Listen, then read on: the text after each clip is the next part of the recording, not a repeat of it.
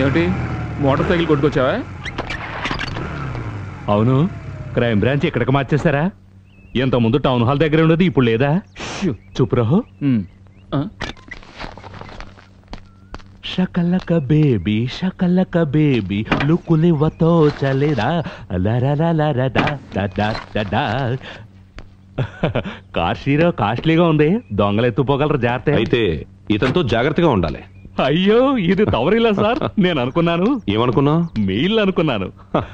అవును, నీ బిజినెస్ ఎలా ఉంది? ఇక్కడ పోలీసులేక ఎక్కువడంతో నాకు కొంచెం ప్రాబ్లం గానే ఉందండి. అందుకే ఈ సంవత్సరానికి 200-300 సెల్యులర్లు, 250 ఏసీలు, 260 కంప్యూటర్లు నొక్కేశారు అంతే. మేజర్ వర్క్ ఏం తగలేదండి. సబ్ జైలు నుండి నిన్నే బయటకు వచ్చాడు సార్. త్వరలోనే వెళ్ళిపోతాను బాస్. ఈ ఆపరేషన్ లో కొత్త టెక్నిక్స్ ఏమున్నాయి? అంటే మీరు? నేను స్టార్ట్ చేద్దామని. Best of luck. Thank you. Sorry, operation లో నేనేం చేయాలి? పెట్టి పాల్గొట్టాలా, బీరో పాల్గొట్టాలా? హౌస్ బ్రేకింగ్ కాదు, ఒక పెద్ద బిల్డింగ్ ని. సీరియస్ గా అంటున్నారా? బిల్డింగ్ అంటే కాదు మరి, దాంట్లో చాలా రకాలు ఉంటాయి. మిద్దిల్లు ఉంటుంది, పెంకుటిల్లు ఉంటుంది, డాబా ఇల్లు ఉంటుంది, బాల్కనీ ఉన్నది ఉంటుంది, బాల్కనీ లేనిది ఉంటుంది. You mean which building sir? వీడిని తొందరపడకు, I shall tell you later sir. అర్థమైందా? అర్థమైంది. ఒరే జయ, ఫోన్ వచ్చింది చూడు. ఒరే గురుమూర్తి, ఇతను పోలీసుడేనా? ఒక రకంగా చూస్తే నేను పోలీసునేనండి. పోలీసులకు బాగా కావాల్సిన వాడు. ఆహా, తాగడానికి ఏమైనా ఉంటే. టీ కావాలంట. అలాగే. ఏంట్రా?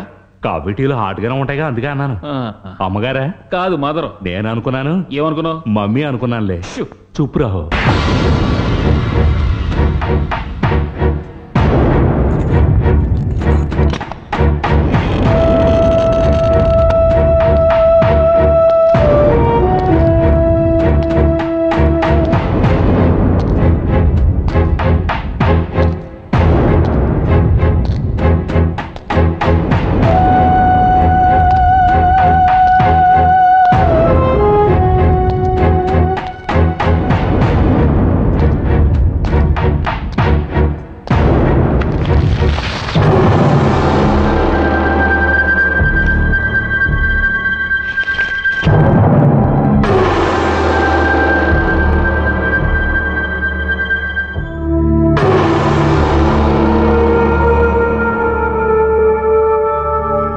గోన్సంచి నుంచి బయటికి తీసిన తర్వాత తీసింది.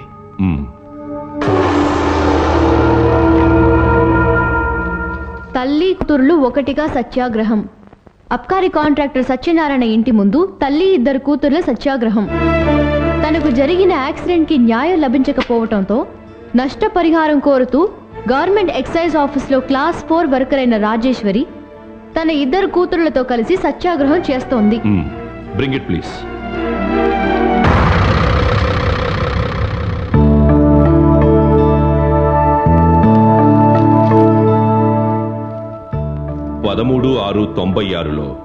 డ్యూటీ అయ్యాక ఇంటికొస్తున్నప్పుడు ఏదో ఒక కారు గుద్దిన రాజేశ్వరిని అక్కడున్న వారు హాస్పిటల్లో చేర్పించారు.